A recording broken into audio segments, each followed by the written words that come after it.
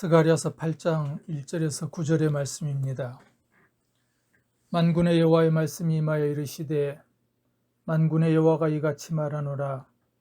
내가 시온을 위하여 크게 질투하며 그를 위하여 크게 분노함으로 질투하노라. 여호와가 이같이 말하노라. 내가 시온에 돌아와 예루살렘 가운데 거하리니 예루살렘은 진리의 성읍이라 일컫겠고 만군의 여호와의 산은 성산이라 일컫게 되리라. 만군의 여호와가 이같이 말하노라. 예루살렘 길거리에 늙은 남자들과 늙은 여자들이 다시 앉을 것이라. 다 나이가 많음으로 저마다 손에 지팡이를 잡을 것이요 그 성읍 거리에 소년과 소녀들이 가득하여 거기에서 뛰놀리라. 만군의 여호와가 이같이 말하노라. 이 일이 그날에 남은 백성의 눈에는 기이하려니와 내 눈에 어찌 기이하겠느냐. 만군의 여호와의 말이니라. 만군의 여호와가 이같이 말하노라. 보라, 내가 내 백성을 해가 뜨는 땅과 해가 지는 땅에서부터 구원하여 내고 인도하여다가 예루살렘 가운데 거주하게 하리니 그들은 내 백성이 되고 나는 진리와 공의로 그들의 하나님이 되리라. 만군의 여호와가 이같이 말하노라. 만군의 여호와의 집 곧 성전을 건축하려고 그 지대를 쌓던 날에 있었던 선지자들의 입의 말을 이날에 듣는 너희는 손을 견고히 할지어다. 아멘.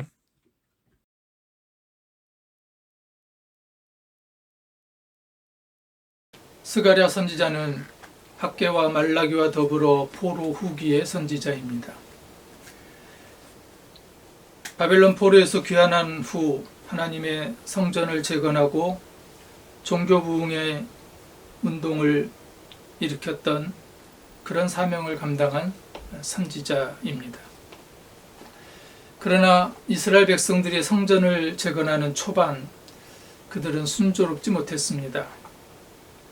사마리아를 비롯한 주변 국가들의 거듭던 방해와 성전 건축을 지연되고 또 백성들은 그것으로 말미암아 시리와 의욕을 상실했습니다. 바로 스가랴 선지자는 학개와 함께 그 이스라엘 백성들의 나태함에 책망하고 다시 성전을 건축해야 된다고 격려한 선지자입니다. 너희는 내게로 돌아오라. 그리하면 나도 너희에게로 돌아가리라 라고 하시는 하나님의 말씀을 백성들에게 전하며 격려했던 선지자. 오늘 본문 스가랴서 8장은 이제 회복을 원하시는 하나님의 간절한 소원을 스가랴 선지자를 통해서 보여주고 있습니다.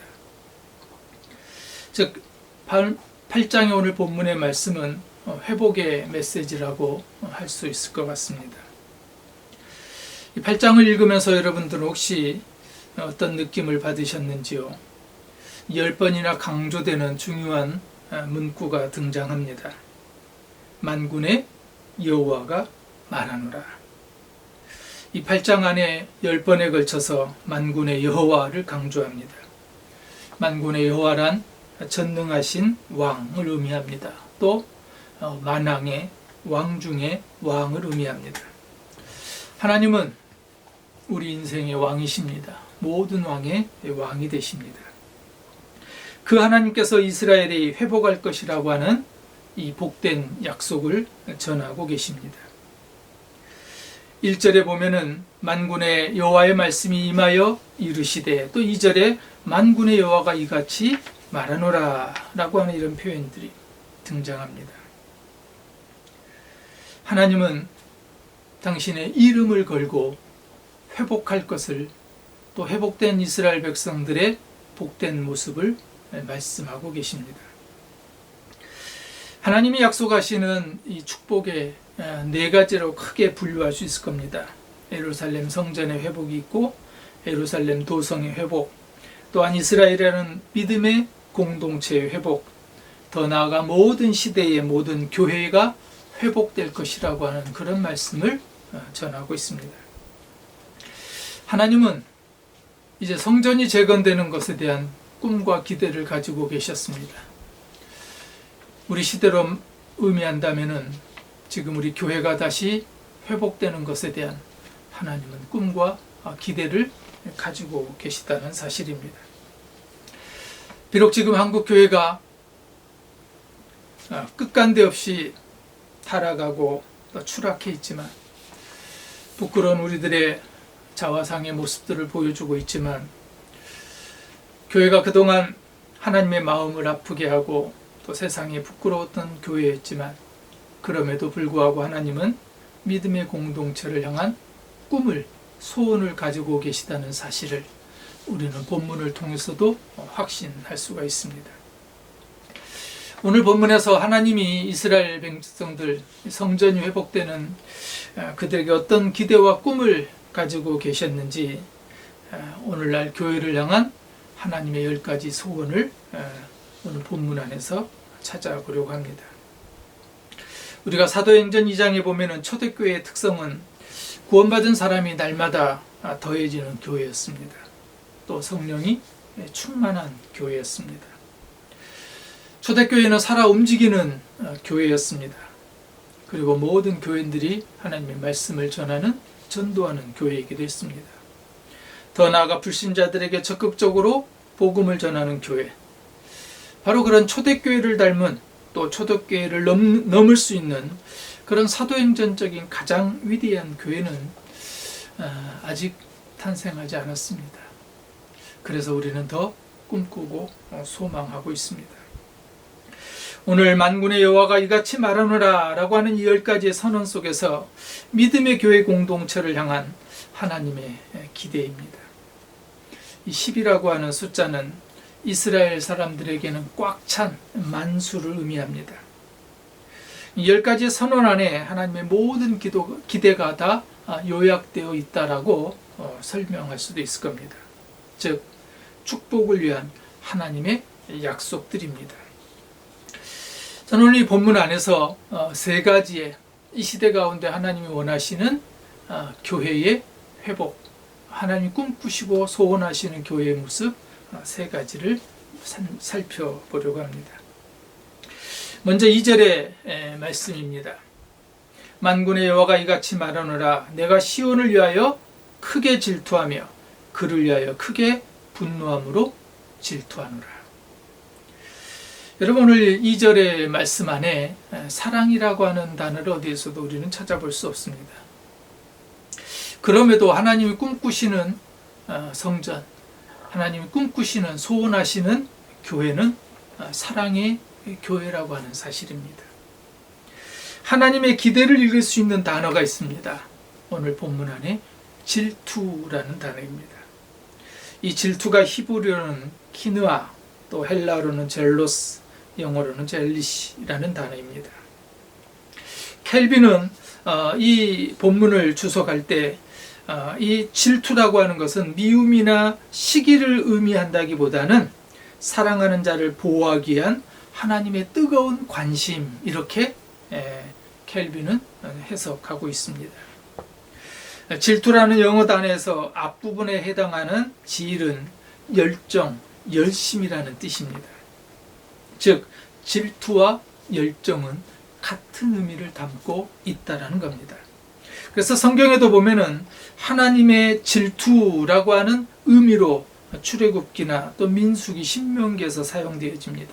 똑같은 단어가 이사야서에서는 하나님의 열심이라는 단어로 번역되고 있는 것을 우리는 알 수가 있습니다. 이처럼 질투와 열정은 같은 의미를 가지고 있습니다. 즉, 오늘 하나님께서 분노한다라고 하는 이것은, 분노함으로 질투한다는 것은 이스라엘 적에 대하여서는 분노하시고 질투하는 겁니다.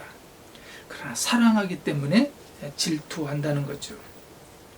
사람을 사랑하시는 것과 동시에 죄를 미워하시는 것, 이것이 오늘 하나님의 질투 속에 담겨져 있는 의미라고 할 수 있습니다.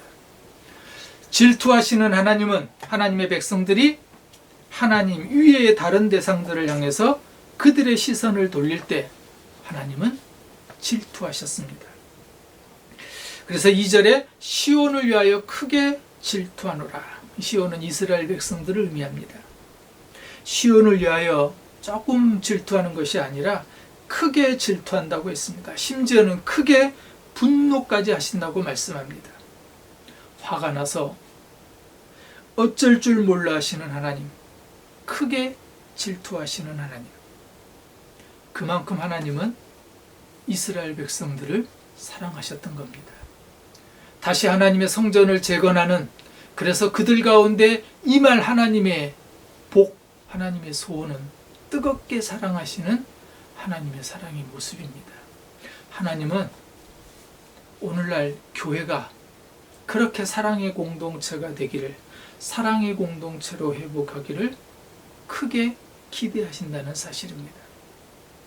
그렇게 질투하시면서까지 사랑하는 대상, 그것이 저와 여러분 또 교회라고 하는 사실을 우리는 잊지 않아야 합니다. 하나님께서 질투하시는 이유는 성전의 회복, 교회의 회복에 있습니다. 하나님께서 교회 가운데 계시기 때문입니다. 그래서 3절에 보면은 예루살렘 가운데 거하리니라고 이렇게 말씀합니다.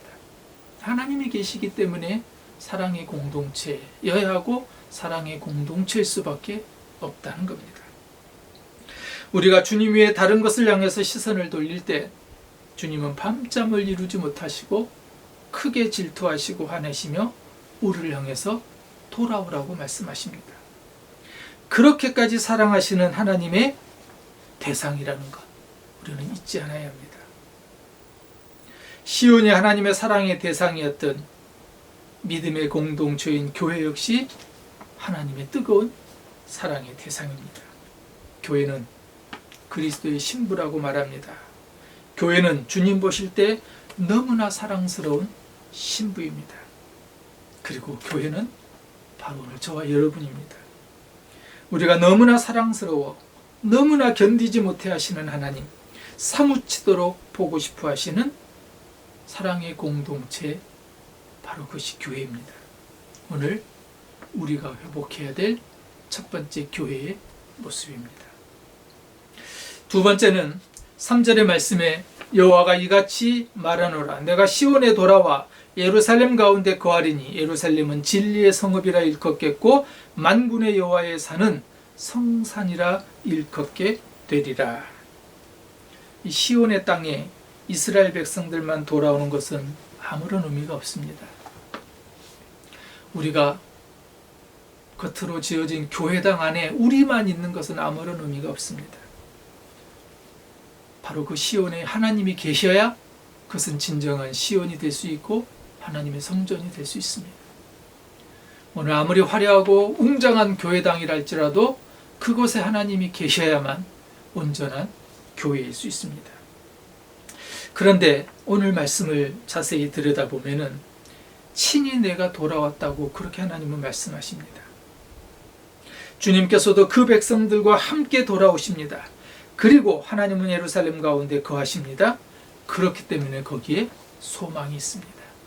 우리가 1장에서도 살펴봤던 것처럼 너희는 내게로 돌아오라. 그리하면 나도 너희에게로 돌아오리라고 주님은 약속하십니다. 그래서 예루살렘은 진리의 성읍이 되는 겁니다. 하나님이 계시기 때문입니다. 만군의 여호와의 산은 성산이라 부를 수 있는 겁니다. 진리의 성읍이 된다. 예루살렘을 병풍처럼 두르고 있는 감람산과 시온산은 바로 성산이라 불리운다고 하였습니다. 이것은 진리와 거룩을 의미하는 겁니다.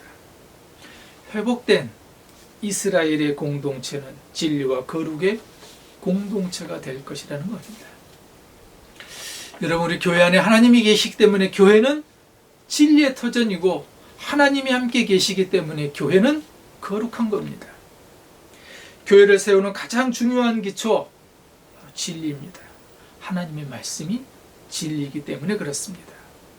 그 진리 위에 세워지지 않는다면 세속적인 모임이고 세속적인 건물에 불과합니다.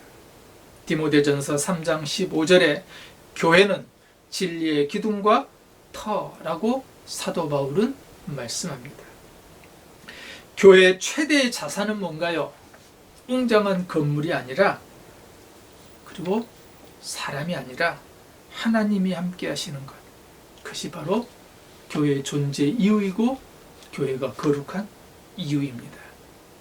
오늘 본문에서 하나님이 꿈꾸시는, 하나님이 소원하시는, 그리고 이스라엘 백성들의 축복을 약속하시는 두 번째는 바로 성전은, 교회는 하나님의 진리와 거룩의 장소가 되어야 된다는 것, 그리고 그렇게 될 것이라고 하는 것을 약속합니다.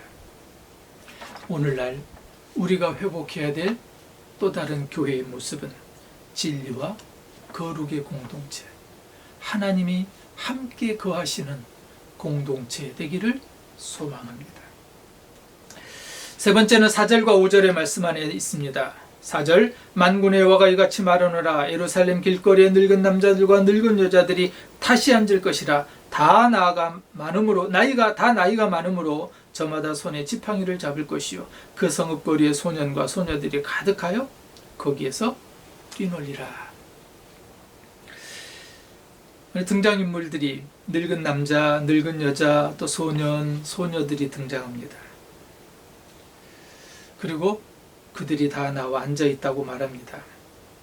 철없는 소년, 소녀들이 장난치고 뛰어다니는 모습입니다.